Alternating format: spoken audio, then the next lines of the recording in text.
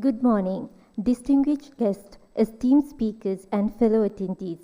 It's my great honor and pleasure to welcome you all to the fourth panel discussion in the second day of SAIELN 4th Biennial Conference 2024. This panel discussion will be on South Asian perspectives on international economic law supported by economic law practice. Our panelists will share their thoughts, perspectives, and real-world application, and of course, we encourage you to engage with them through questions. This panel brings together an exceptionally diverse group of experts who offer unique perspectives on international economic law, especially within the South Asian context. Our panel members are Mr. Sanjay Notani, Professor Manimuthu Gandhi, Dr. Dilini Pathirana, Dr. Nadeesh de Silva, and Ms. Hafsa Ifthikar. To begin the session, I'd like to introduce our chair, Mr. Sanjay Notani. Good morning, everybody. Mr. Sanjay Notani is a partner at ELP and co-heads the International Trade and Customs Practice. He's a member of the Supreme Court Bar of India and Maharashtra and Goa Bar Council, American Bar Association, and has the distinction of being appointed to ABS steering group of the Export Controls and Economic Sanctions Committee representing Asia. He is also Vice Chair on the ABS South Asia and India Committee. He is also a member of the Inter-Pacific Bar Association and Customs and International Trade Bar Association and represent various committees. Additionally, Mr. Sanjay has been nominated by the Society of Indian Law Firms to be a member on its Committee on Environment and Climate Change. Now, let me introduce the panel members. Professor Manimuthu Gandhi, former Professor and Dean, VIT School of Law. Dr. Dilini Pathirana, Senior Lecturer, Faculty of Law, University of Colombo. She obtained her PhD in International Law, specializing in International Investment Law at the China University of Political Science and Law. Dr. Nadeesh de Silva is a Senior Lecturer at the Department of Legal Studies, the Open University of Sri Lanka. He was also the former head of the Department of Legal Studies. He obtained his PhD in International Relations from the International University of Japan, Niigata. Ms. Hafsa Ifthikar, partner, Sudath, Perera and Associate. May I now very respectfully call upon the panel chair, Mr. Sanjay Notani, to take over the discussion hereon. Over to you, sir.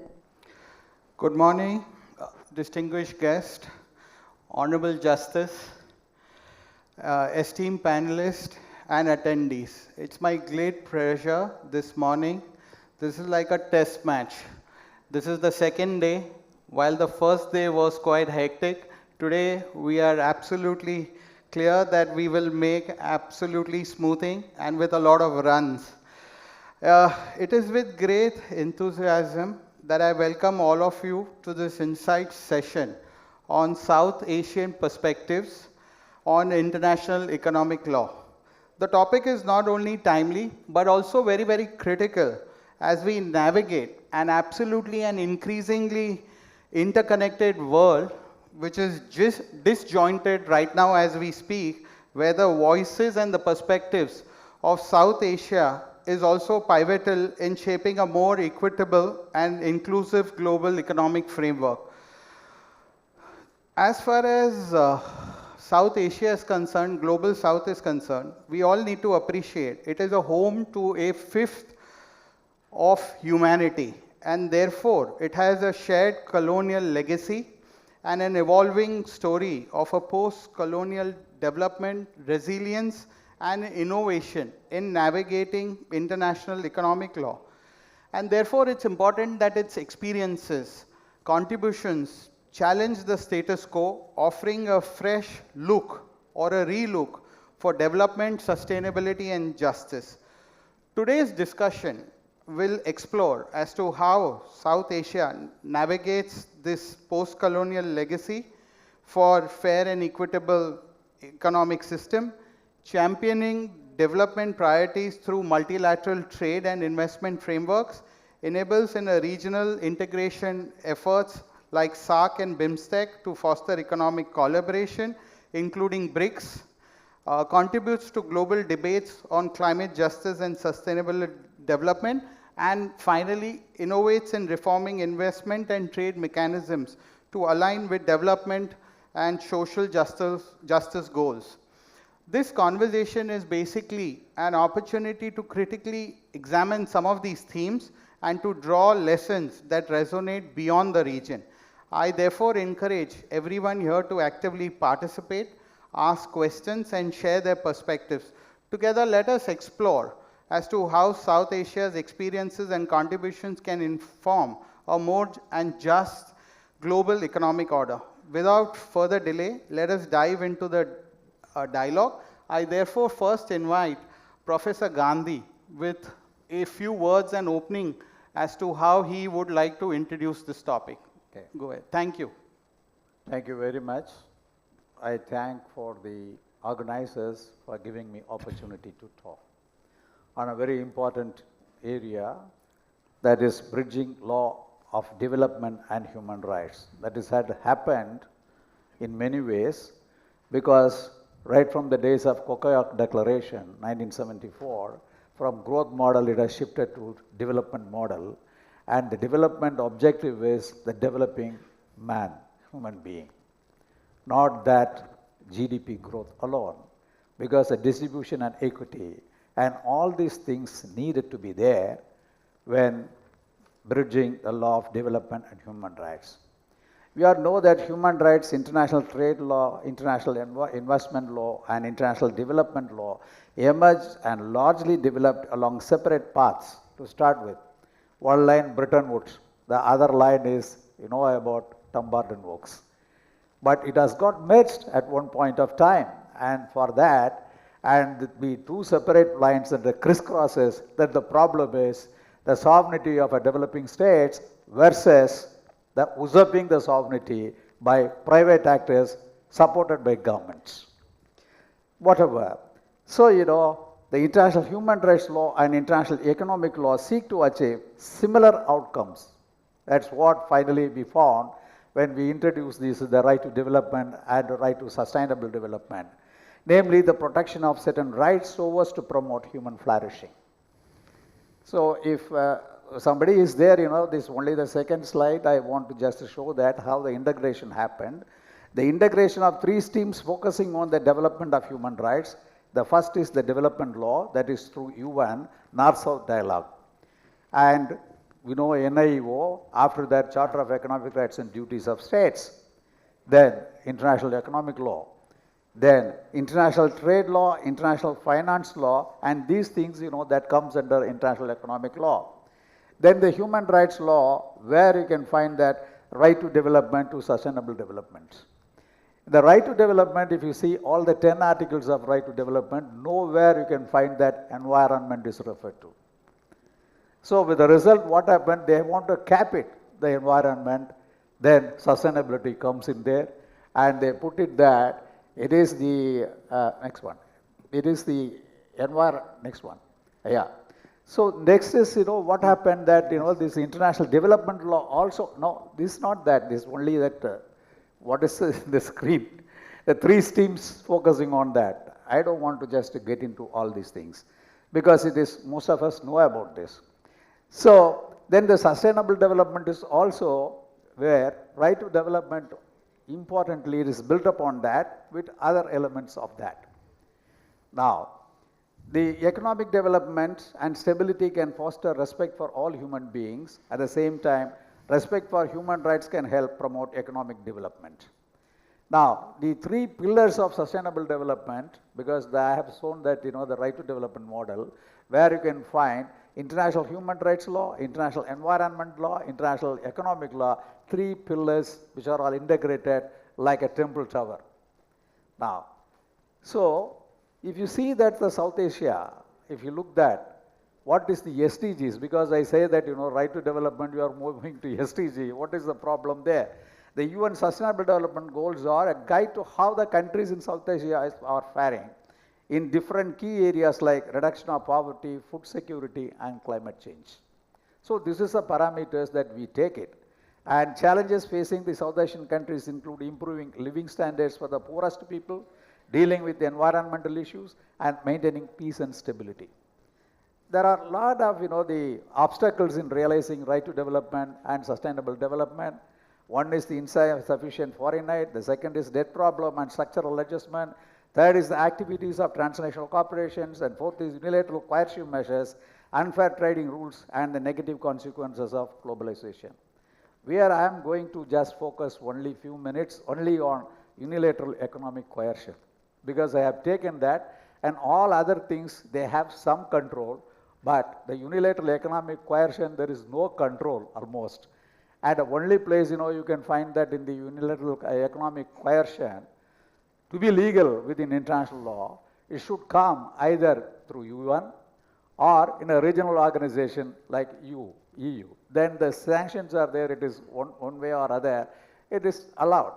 So the economic sanctions, you can find that UN sanction and EU sanctions, unilateral economic trade sanctions for violation of international law, are altering the behavior of the target state to observe international law. And this is the, this is the object they say, but they are not the real objective that we see.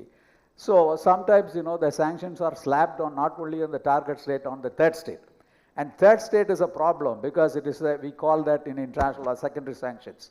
So sometimes, very importantly, most of the time it is happening now, that foreign policy directed sanctions under national law and extraterritorial enforcement of that. This is a dangerous path because for that there is no control. Only you can retaliate. Like what has happened now, this US did something and immediately the critical minerals and other things export stopped by China. So this kind of things, it is only, you can go again. There is a tit for tat and there is no end to it that. And these sanctions, some of them, very often argued to be justified as an essential security exception within WTO. So it crisscross there, especially, Article 20 GATT.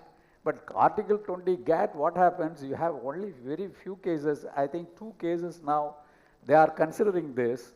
And before that, they say that once you invoke that, then after that, that's the end of it, we will not get into that. This is what the dispute settlement mechanism says.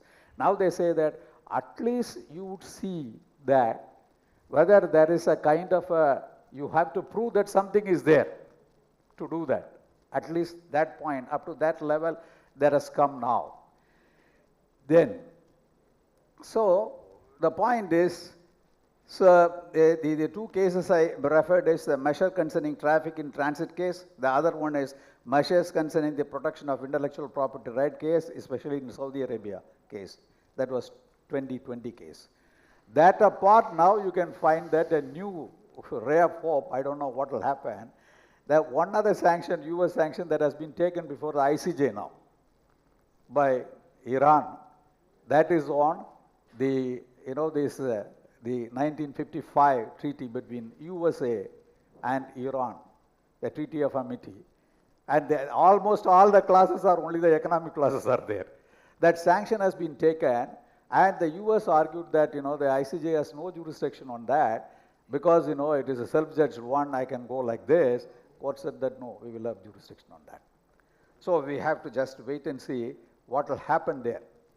So then the sanction has been in fact looked into by a special committee on charter within UN, and the UN also work on the unilateral sanction, economic sanction.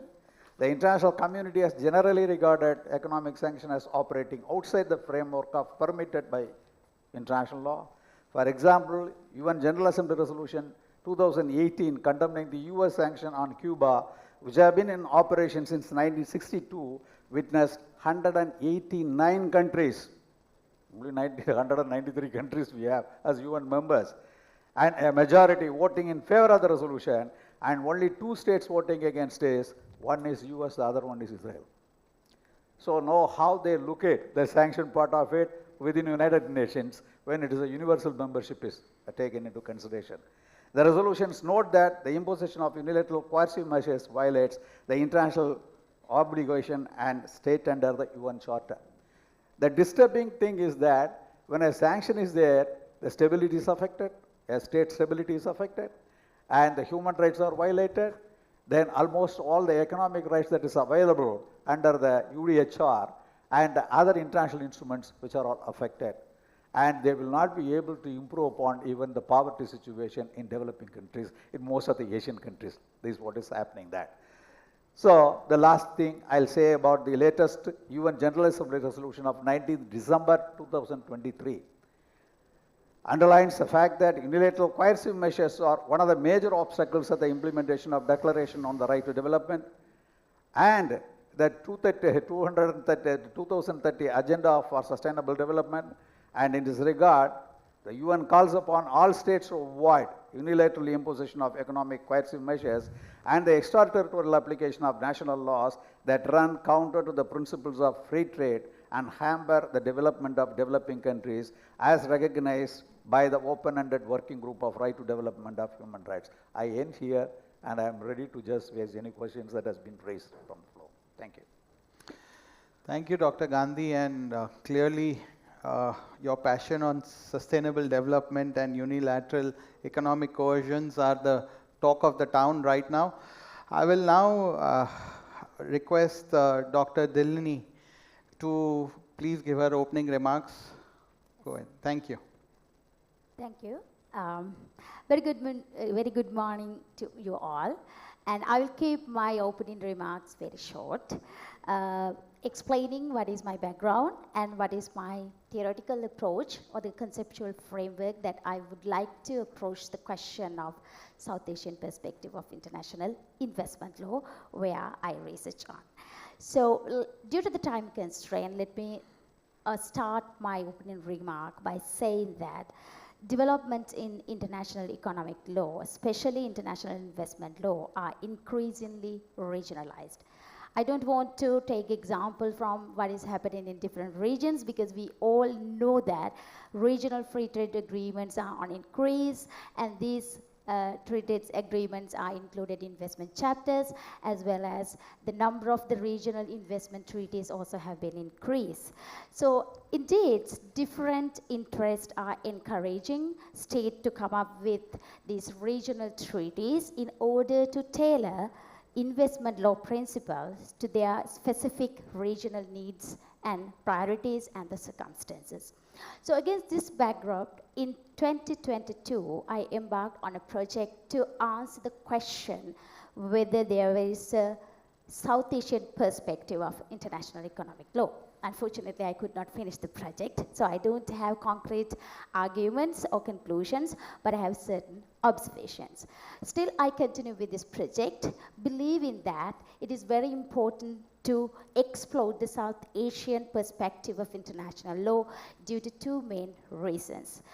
First one is that I personally believe that as a scholar from the global South, the South Asian perspective of international investment law is largely unheard and unexplored at the global level, perhaps subject to the exception of India, because we see that in the recent past, a lot of literature is coming up on India's approach to bilateral investment treaties. But I wanted to emphasize the fact that India's perspective is not the South Asian perspective. That is my personal belief. And having said that, let me emphasize the fact that we, the South Asian countries, are most active and engaged with the inception of the international treaty regime.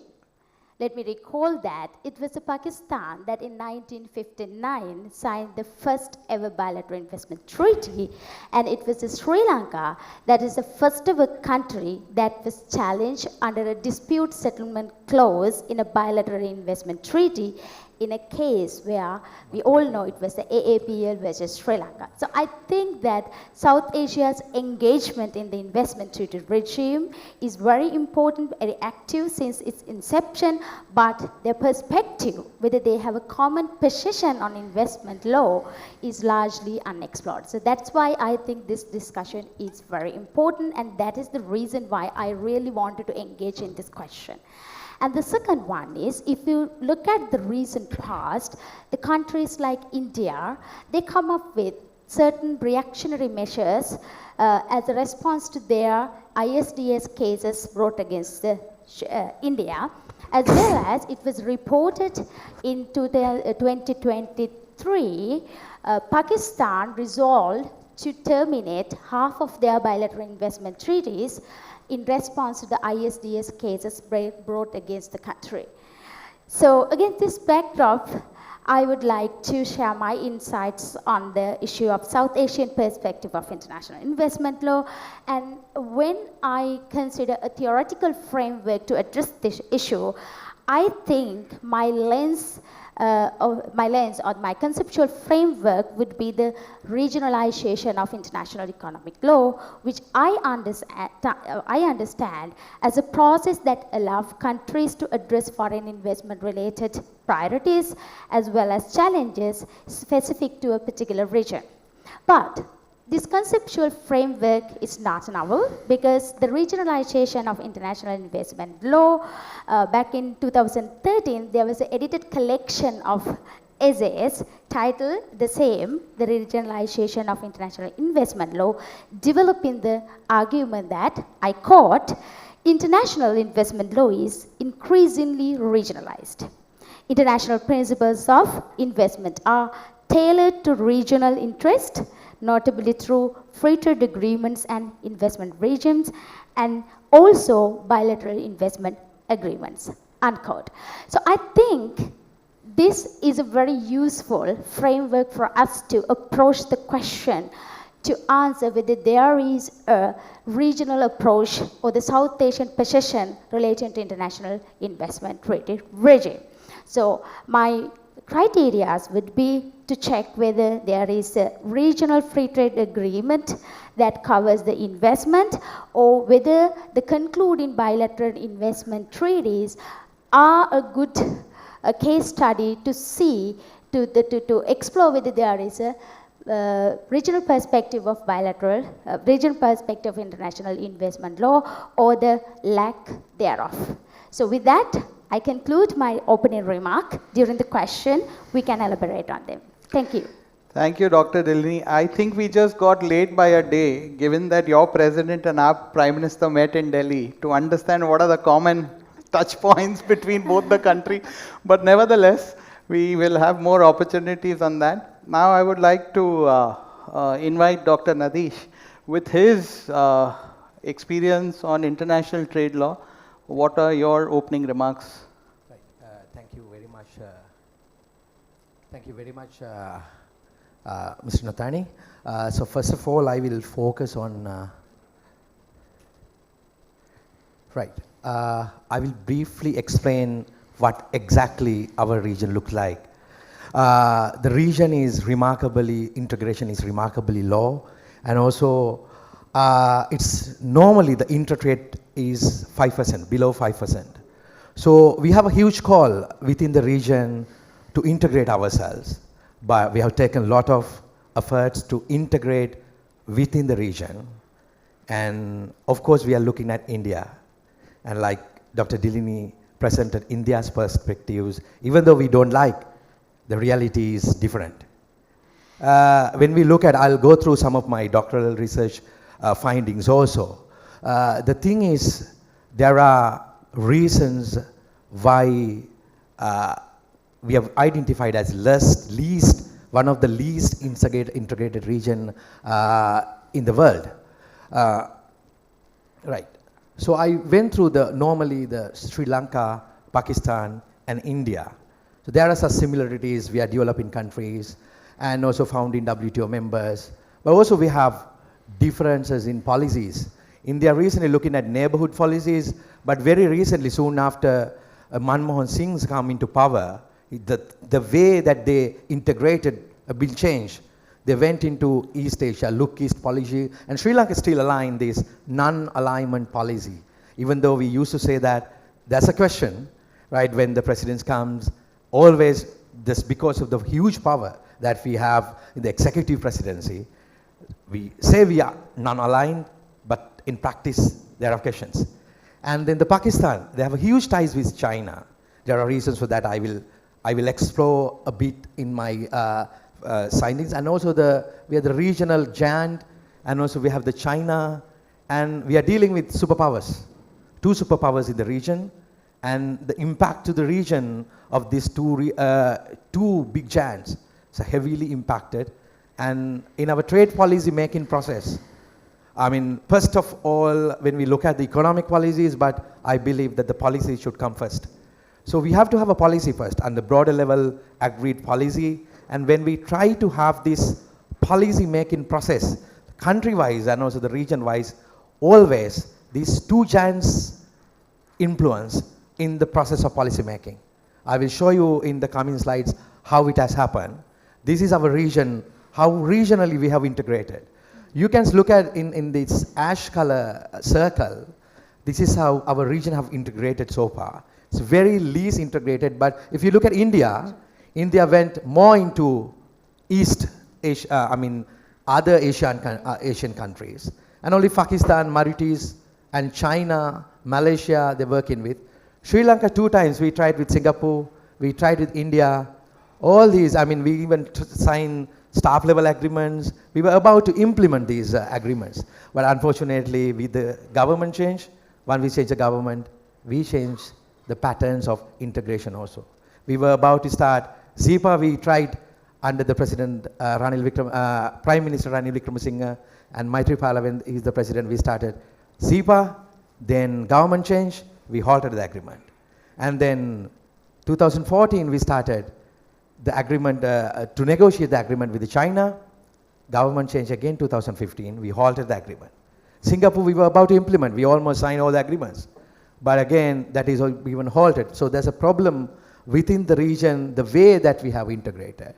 And the other thing is, we can see that how how we looks like to the other countries is very least. And when we look at why or not South Asian countries cooperate or commit themselves to each other to have the FTAs. What I notice, this is one of the recent publication that I did. So I have proposed a framework to check how far we are compatible with WTO rules under the Article 24 of GATT. So according to this benchmark, I found that Sri Lanka, or South Asia, all other countries, we have lot of NTB, non-tariff barriers, and also the process of concluding free trade policies. These are more or less political. It's not legal. We are thinking about the legal framework. We discuss to have sharp legal policies to have us, but always the politics comes first. And when we look at the NTBs, this is the NAMA working group of WTO, India's have lots of NTBs, and the Pakistan, Sri Lanka, they have different NTB policies. And the sensitivity is so high under the SAFTA. If you look at Sri Lanka, have like nearly 900, more than 900 sensitive lists, and Pakistan are the same, Nepal, all are maintaining sensitive lists. They are not ready to liberalize their trade under the SAFTA. So we were talking about, now if you look at, to have the regional wise integration, we can say yes, we have a regionally integrated regional bloc and also a pre-trade agreement. But the problem is the practical integration and the way we have looked at. If you look at this, the trade flows are very low in between the countries. On the India is actually right now with the data that we have, India is dominating all other countries. If the border is closed in Nepal, in between India and Nepal, Nepal is shut down. So India has that power because they are becoming a superpower right now. And the other thing is, I checked with this how it has happened. Normally we have these systemic factors and also the WTO related factors. And also we have China, Russia, US and Indian powers. And also the domestic factors, right? So we are a little country as Sri Lanka. We tend to deal with the domestic factors mostly. But when it's come to regional integration, this geopolitical dynamics of the region heavily affected, especially the India's asymmetric power and this Indo-Pakistan rivalry even affected us, right? When we conclude our pre-trade agreement in 2002 with Pakistan, the reason is not economic development. Reason is very political because we were not getting the support to finish our war and from the India by that time due to the regional politics. And then our government wants to get the support from Pakistan in 2002, and then military aids. So we concluded the agreement. Demands came from the Pakistan. It was not economic, it was purely political.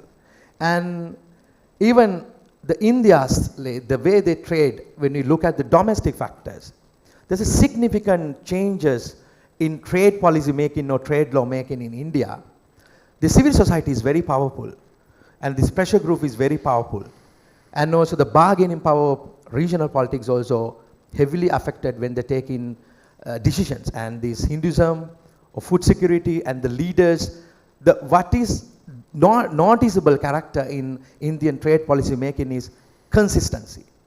From the Vajpayee to Manmohan Singh to Modi, the consistency is there, but sometimes when they take trade policy decision, Modi took some decisions to stop, they halted the pre-trade agreements.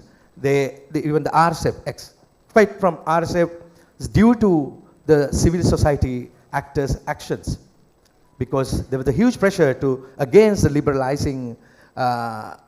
liberalizing this farmer sector, agriculture sector.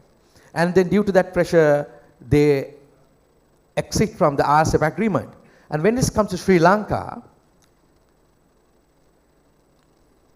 Sri Lanka's powerful executive always impacted in trade policy making.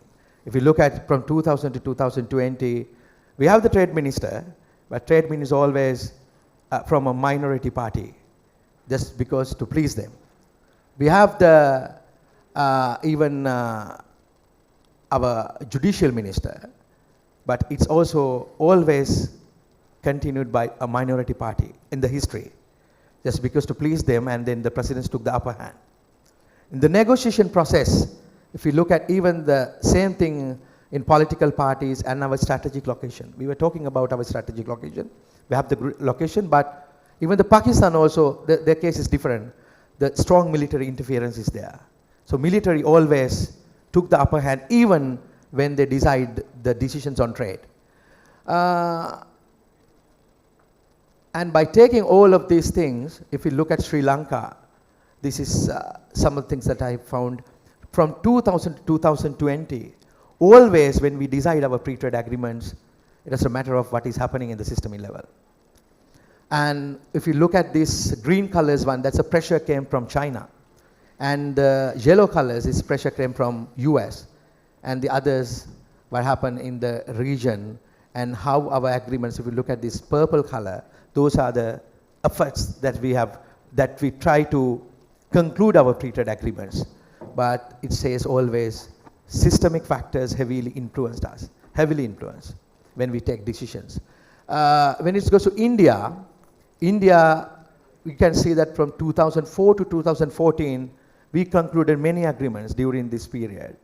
And leader played a huge role, and then after that, the ETCA agreement. We can see that coming back to this, the issues, what would be this present government's approach? So now our president is in India, right? And then yesterday we came to know that through the joint agreement, through the joint statement, it says we are about to start renegotiate the ETCA agreement, right? So that was halted by the previous opposition. Now they are in the government. Now they again agreed to the same thing. But they are the people, the previous time, before they come into the power, went against liberalizing trade. So it is very interesting now, because they have agreed, and these are something that we agreed through the joint statement yesterday. So we agreed to enhance the Indian rupee and Sri Lankan rupee trade settlement, and also the ETCA agreements. So now we are in the process, by looking at these current political changes of this country, the main thing is we were trying to have the sound in WTO and also liberalize the trade. But all the time when we decide our trade policies, it was not the law. Law always, we took lots of protectionist approach. We were trying to protect our domestic factors and domestic things. And also regional wise, we had some same problems in the regional wise when we are trying to take about to liberalize trade. because of this protectionist approach. So now we have to think about the rest from here on. We'll talk about the rest of the things, how it will unfold, and by the name of regional integration or by going beyond the South Asian region to liberalize our trade. Thank you. Thank you, Dr. Nadeesh. I think it was one of the brilliant biopics to see how the shifting sands, where we started from a WTO, moving to India's east, now looking to the west. And clearly the world has completely changed, but nevertheless, I'm happy that I have Dr. James, Dr. Murli, Dr. Pralok, I think, who will now help you to take this forward agreement in some form and manner to ensure that politics is behind and business is in the front, and ultimately SAFTA pretty much starts looking like a European regional bloc, or at least a GCC, which will help trade to move rather than politics. Thank you. I would now invite Dr. Hafsa to give her opening remarks. Thank you, Sanjay. So adding to what Nadeesh said, I'd like to provide my practical insights onto it. So just a little bit of background. I'm a partner in the Corporate and Commercial Law Department, and we deal with investors on a daily basis.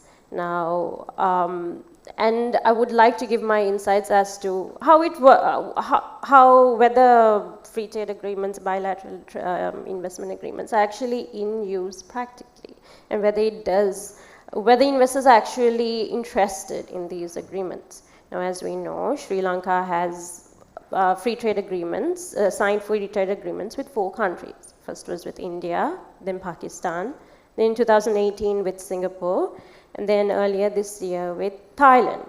So the free trade agreements with India and Pakistan are primarily to do with trade. It doesn't deal a lot with investment.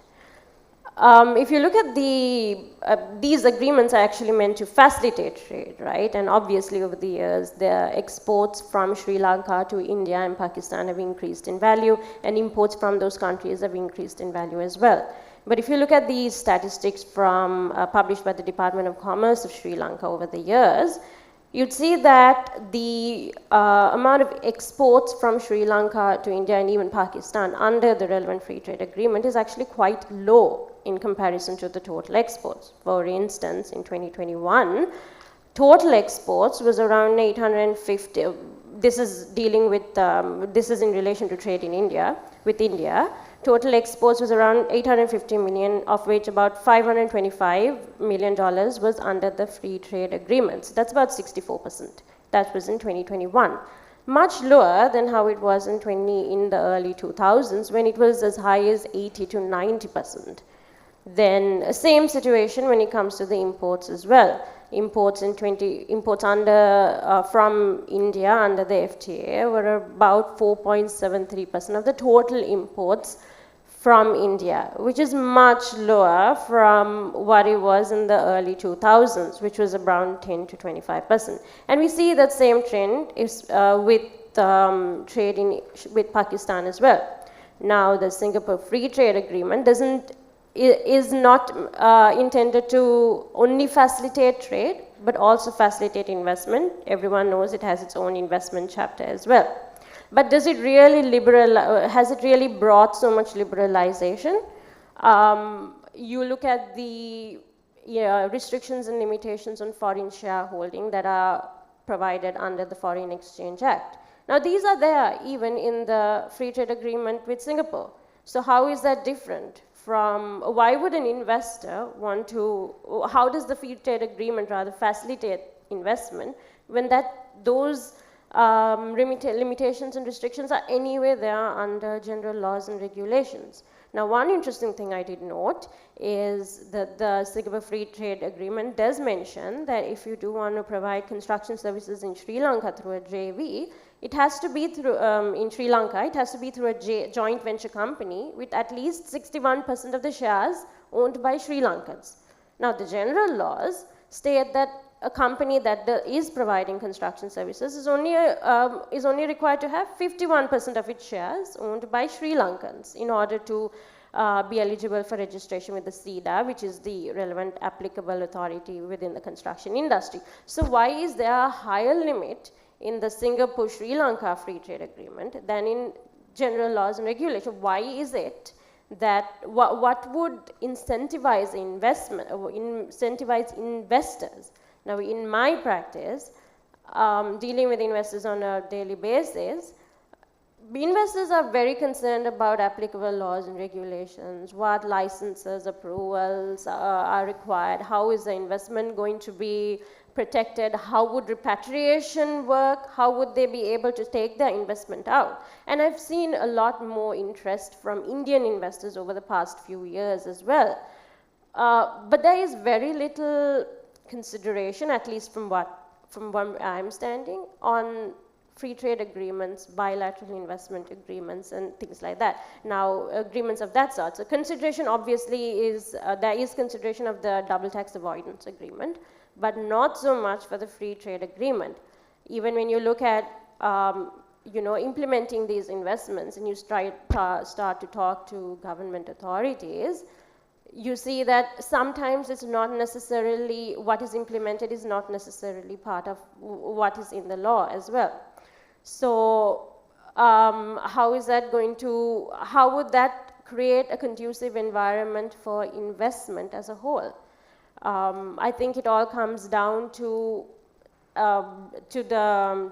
amending the relevant laws and regulations in order to ensure that there is a conducive environment. Free trade agreements and bilateral investment agreements are of course extremely necessary, and they are useful, but it also has to be negotiated in a way that would assist both countries. Of course, there's a give and take approach when you are negotiating, but there has to be, some benefit to investment. Otherwise, what's the point?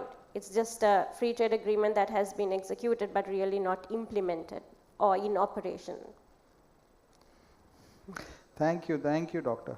Now, given that we have had very, very different perspectives, different landscapes to look at some of these economic issues, look at political issues, look at particularly from a global south to global north, my question is now to Professor Gandhi, that if you see, given that the way we are living in a disfragmented world order right now, do you still see some role being played by international institutions and agreements, particularly playing in supporting the role of Global South on the topics which you spoke about, development and sustainability? And if not, then how should Global South, do its own act together?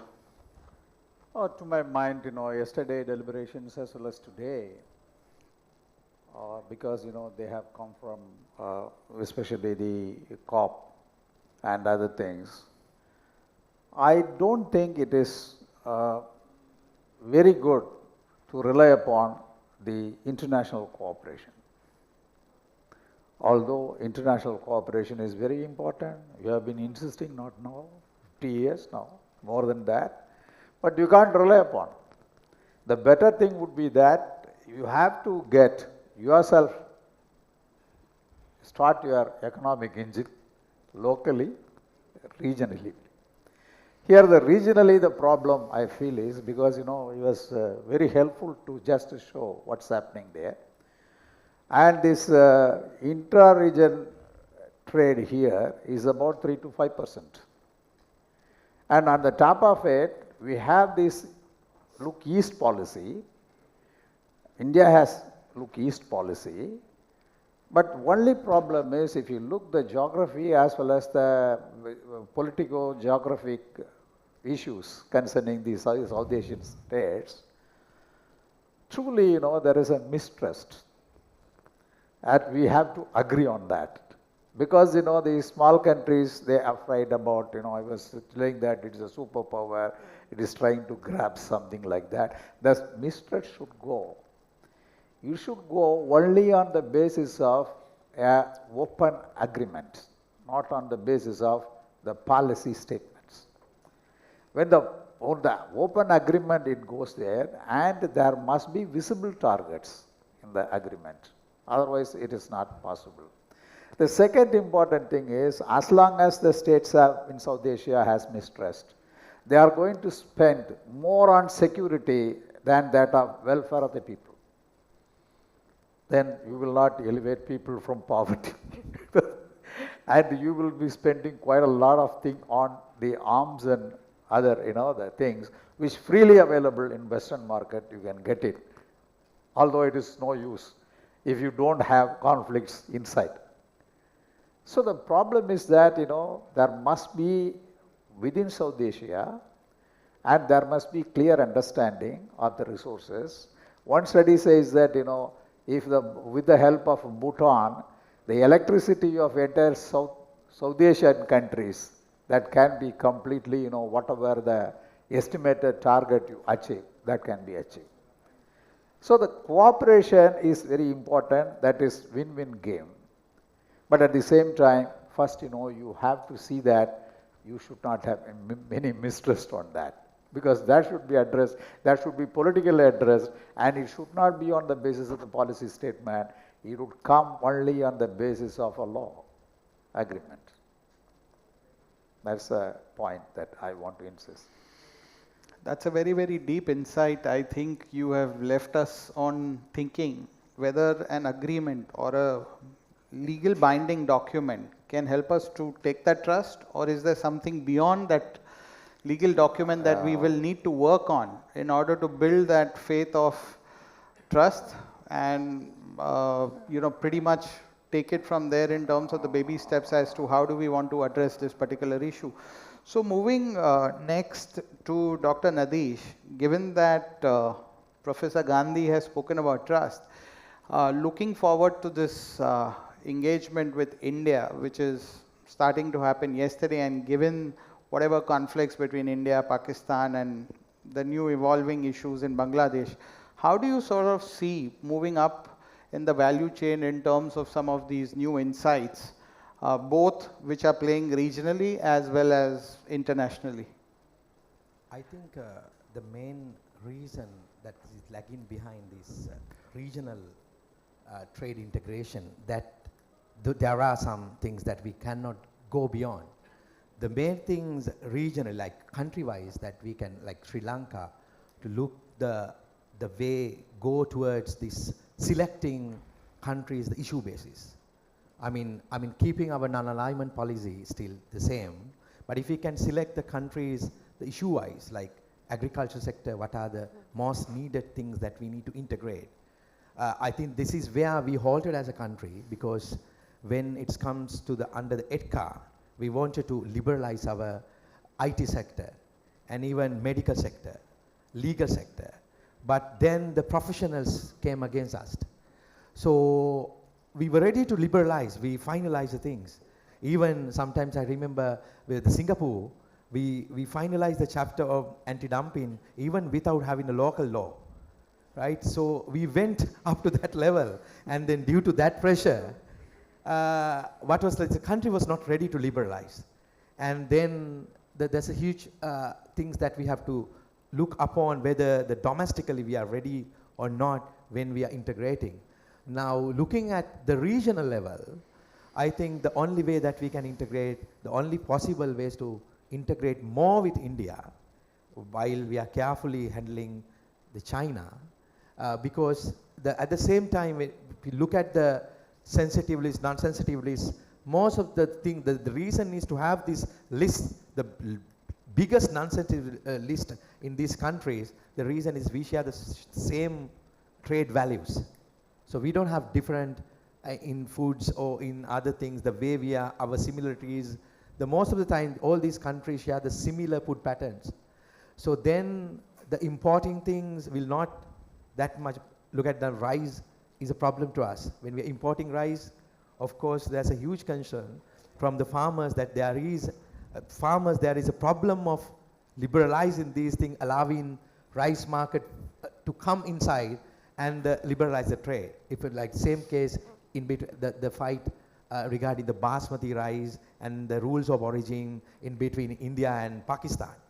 So there is a huge concern when we liberalize the trade, but at the same time we have to open up the things. And when we look at the Chinese market, we had 14 negotiation rounds with China under the President Rajapaksa's regime. And we were about to, even we agreed to liberalize our market 95% within 5 years. We were about to implement it. But with the changes of the government in 2015, we gave up that idea, and then we moved towards India again. And then 2018, we changed again our government, and then moved towards, again, India. And this is how we think about as a country-wise.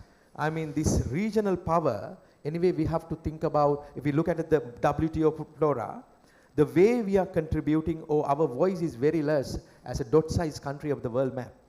So only way, one way is negotiating to have the coalition with India, right? And then have the regional power. That's what we used to do. But again, the Chinese factors is affecting us.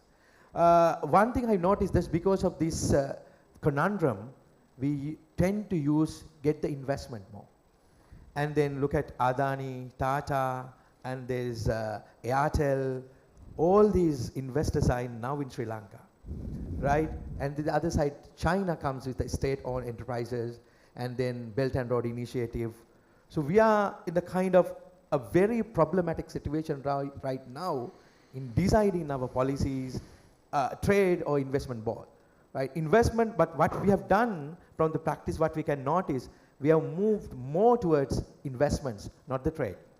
So this is where we have to identify, and the other thing is the negotiation patterns. And I think even yesterday I remember when our central government officer came and gave his spice, he emphasized that the need of having expertise to negotiate. So this is the other problem that we have within the region, and also when we negotiate the other regions. So best thing is now actually forget the regionalization right now to go towards East Asia or try to have the integration with the similar countries. This is what exactly India is doing right now. They are very good with BRICS, and then they are looking to have the world power right now. They're seeking the powers within the world. So now anyway, we as a small country, we have to find out the way out with this, all these problems behind. Dr. Hafsa, very quickly, yesterday one of the comments which the Deputy Governor, when he was here, he said one of the things when the foreign investors were very scared, particularly in terms of the contracts, whichever they had signed with Sri Lanka, most of the arbitration clauses were not as far as the place of Sri Lanka, but many other international. So from your perspective that Sri Lanka has had about 20 BITs signed between 80s and the 90s. Very quickly, any more thoughts in terms of renegotiation of some of these BITs, and particularly given the nature of the new FTAs being signed? Right. So currently, Sri Lanka has about 28 odd BITs with other countries, and it was signed at a time. It was signed under different economic and social conditions. Sri Lanka is a much different country now than it was, and so is the other country. And it has gone through a lot over the past few years. So I think it's necessary, of course. I think the general consensus is that BITs need to be renegotiated, particularly from the current economic context of Sri Lanka. I mean, India has done that. India cancelled all of its BITs, and it learned its lessons. You know, investors were burnt because of certain disputes. So then they learned their lessons, and I think we as a country need to do that as well. Now, I think it's moving forward. For instance, the FTA with Singapore and the FTA with Thailand also has its own investment chapters. So it does away with the whole BITs with those relevant countries as well. So, and the FTAs are done under more modern thinking, more modern context, in line with what's happening around the world currently, as opposed to, you know, sticking to how it was about 20-30 years ago. So I think it's necessary that it is renegotiated, but I think we need to take it as a country step by step. What I think is that we need to first look at implementing the current FTAs first and the current agreements and putting that into operation, and then looking at renegotiating everything else. Thank you. And saving the best for last, Dr. Dilini, what is your perspective now? Finally, what you heard from Dr. Nadeesh and Hafsa, what is your way of finalizing this particular conundrum? Thank you. So given the time, we are already behind the schedule, so I will keep my points very brief. Before that, with due respect to all, I myself see the imbalance of this discourse. Even within this discourse, we are focusing on India and Sri Lanka. What is the voice and the perspective on Maldives? What is the perspective of Bhutan, Nepal, and rest of the South Asian country in a discussion where we focus on the South Asian perspective to international law? I think this is the biggest problem that we have in South Asia. So I think as academics, through this network, we have to expand our academic links to bring more South Asian perspectives, like less heard countries like Bhutan, to the discussion. Having said that, let me say that whether my question was whether there is a South Asian perspective to the international investment law. My tentative observation is no. Why? Because if I use the elements that I explained during my remarks, we have a trade agreement, the SAFTA, but it's mainly focused on trade but not on investment. It emphasizes the importance of investment, but it doesn't provide any provisions to showcase the South Asia's perspective on international investment rules and perspectives. Second, the alternative framework is the BIMSTEC. It's Article 5. It focuses on the promote facilitation and the protection of investment, but it doesn't elaborate on what is the common approach of South Asian countries towards this. So the trade agreements which are concluded at the regional level are silent on investment, so they don't provide some insights as to what is the South Asian countries' common perspective to international investment rules and principles. And we have a lot of bilateral trade agreements, as Dr. Nadeesh explained us, but all this, please correct me if I'm wrong, because I'm not a person who works on trade mostly. So most of these bilateral free trade agreements are focused on trade, but they don't have provisions on investment at the bilateral level. So when it comes to the international when it comes to the investment agreements, regionally it is obvious that we don't have a regional agreement on investment. So all these investments are concluded at the bilateral level. So I just quickly mapped the intra-regional bilateral investment treaties, and it was surprising to see that some countries like Maldives and Bhutan don't have any investment agreements with the rest of the South Asian countries.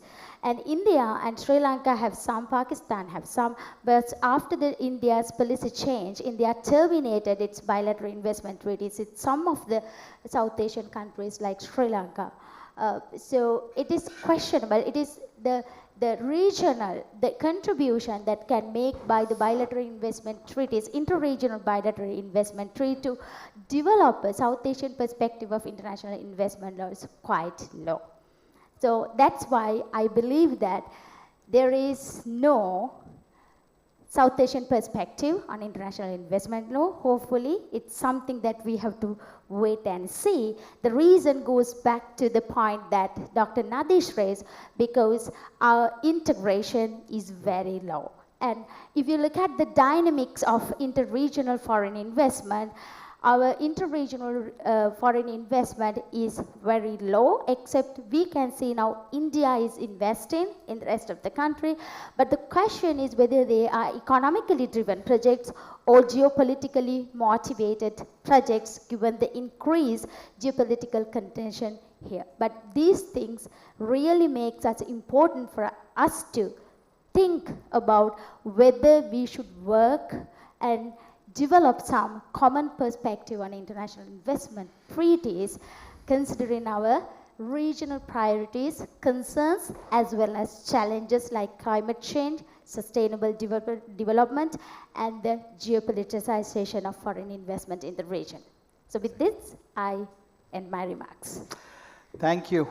Due to paucity of time, I think the only way to sum up this session was, don't look at the West, don't look at the East, look within your own homes, build that trust, build the economic sanctity within the region, and try and help each other to move up out of this particular situation of the economic this thing and build your own powers to try and see what can you sort of show to the international global community. I would like to, of course, thank Professor James, Professor Leila, Dr. Sanad, and everybody from the university to put this session for us, and look forward to having more such interactions during the day and in the years to come. Thank you. Thank you. Thank you. Thank you to all our esteemed panelists for such insightful contributions. And now we like to open the floor for questions from the audience. Before we begin, just a quick reminder, please keep your questions brief so that we can allow as many people as possible to participate. Can we take the questions on the because the next session is there. Okay. So let us take a moment to express our deep gratitude to our esteemed panelists for sharing their valuable knowledge and expertise. These tokens represent our heartfelt thanks for your time, effort, and dedication in making this discussion such a success. So let me kindly invite our panel chair, Mr. Sanjay Notani, to distribute the token of appreciation. I would like to invite Professor Manimuthu Gandhi,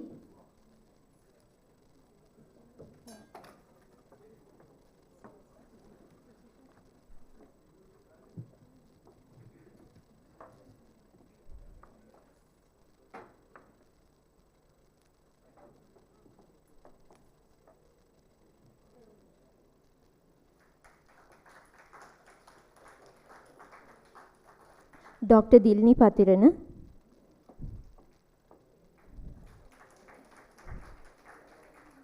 Dr. Nadeesh de Silva,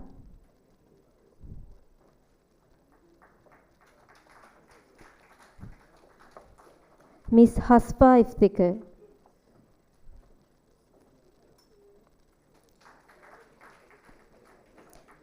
Thank you. Now it's my honor to present the token of appreciation to esteemed chair of panel, Mr. Sanjay Notani.